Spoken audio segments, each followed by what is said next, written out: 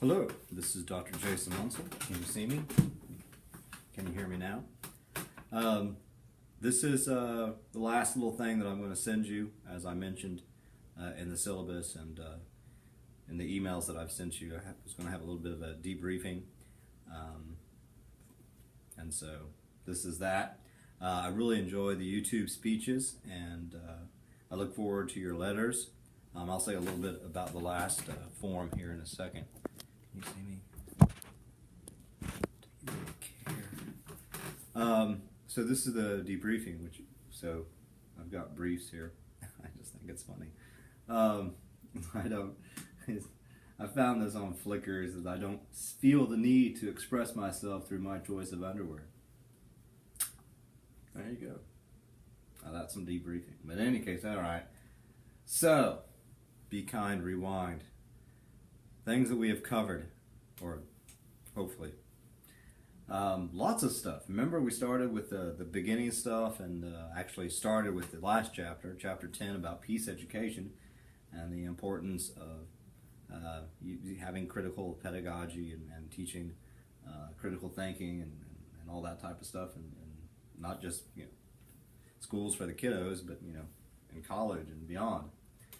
So we talked about that, changing landscape of education, and we talked about everyday activism, how you can, particularly through your power, your consumer power of your wallet or purse or whatever, how you can do some stuff, shop here, don't shop there, blah blah blah blah blah. Lots of things that we can do every single day to try to make the world a better place, and at least the way that we see it as better, whatever that is. And also, everyday activism was asking those the very deep questions. What kind of world do I want to live in, and am I doing some things that might actually contradict that image or that vision? Which again is what the Everyday Activism Journal is for, because the last journal entry 4, is due Saturday, sometime on Saturday. I think 8 o'clock, but I can give you until 8:03. Or I don't care. Sometime 8 o'clock, by 3 p.m. Eastern Standard Time.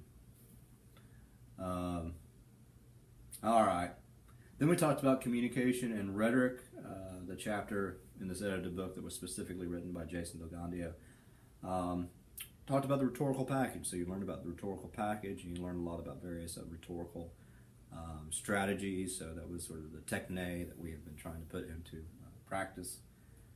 You learned about the nature of democracy, what it means, and how we really don't live in a democratic society all that much. The difference between democracy and sort of other ways of doing things. Prison, we learned in chapter 4 about the prison industrial complex and transformative justice. Is one of the huge issues of our contemporary time. So it's really interesting how, profit. Prisoners are profit. Lots of different ways. We learned about working together with other folks, organizing folks, and perhaps creating a conference. The big important thing here is that even when we have the everyday activism and all this other stuff, it's going to be hard to change the world by ourselves. So we need to work with other people. We need to play well with other people, and so there are a lot of strategies on how to do that. We learned about social media and some ideas about how to use social media in the process of advocacy. We talked about some of the important legal cases and the importance of utilizing lawyers, because we love them, but we have to have them. We don't love them. I love them. Who cares? I don't know. So we've covered lots of stuff. I mean, it's amazing. And we've had these assignments that have tried, me asking you to put into practice some of these things, and now we need to consider the value of this course. And I always say all the time to all my students in every single class, the value of the course doesn't come from me. I can offer stuff. I can do the best I can. Do these crazy little, silly online lectures that maybe you watch, maybe you don't, I don't know. Oh, the mail's here, it's very exciting. New phone book is here. You can see the jerk to get that. You know, I do the best I can, but it's not really up to me. It's up to you. That's why there's the mirror. I just found that on the web. And there are little birds on the mirror because I'm trying to kill two birds with one stone with a mirror. The last thread, last forum topic asks you to consider the takeaway. I mean, it's sort of very similar to what I asked you to do for the midterm reflection, but this is more of, okay, you know, what do you think you'll actually use after this class? I hate the idea that people sort of, you know, take a class and oh yeah, I'm done with that class, but then forget about everything and just move to something else. And many of you will be moving to my health comm class that starts July 10th. I'm looking forward to that. It's going to be very healthy. But you know, it takes some stuff away from this. So what are you going to use maybe every single day that you learned in this class? So that's the form. So the value of any of this, the value of your education comes from you. I hate this whole consumer-driven student as a customer, like, you know, this is McDonald's or Burger King or I like Whoppers, or, you know, whatever. Hardee's. Have you seen that? Never mind. Or I'm thinking about stuff on my street. Wendy's. Or close to my street, not on my street. Captain D's. I've never been to Captain D's in my entire life. It just sounds nasty. Long John Silver's, of course, sounds perfectly fine to me. We've got Zaxby's. I like chicken fingers. I just poor animal rights people. You know, there's so many jokes I could make about chicken fingers. Okay, so, but this ain't McDonald's. But hopefully you're loving it. And it's not like, you know, you come up to the whatever and say, I want a Big Mac with fries, and I give it to you. That's not how education works. That's how some people think about education because they're stupid. But you have to make this worthwhile, and so please do so. And thank you very much. I didn't ever ask you to read the epilogue, but if you want to, you can. It's delightful in every way.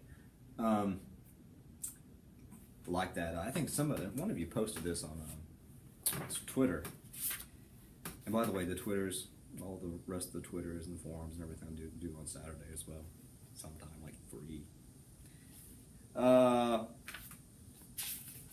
Oscar Wilde said, the smallest act of kindness is worth more than the grandest intention.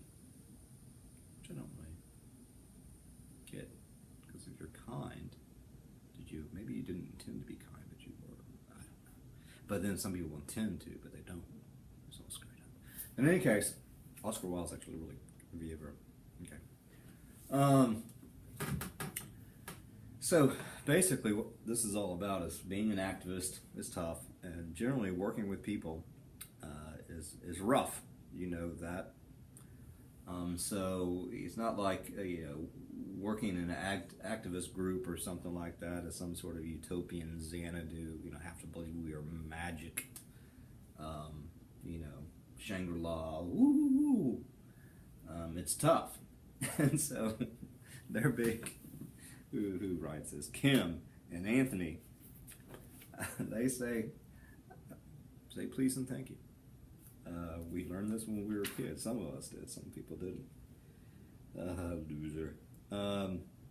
And so, thank you and please are phrases taught to children when they are given something nice, or someone does something for them, or says something positive about them. Okay. Thank you. But basically, it depends on the culture.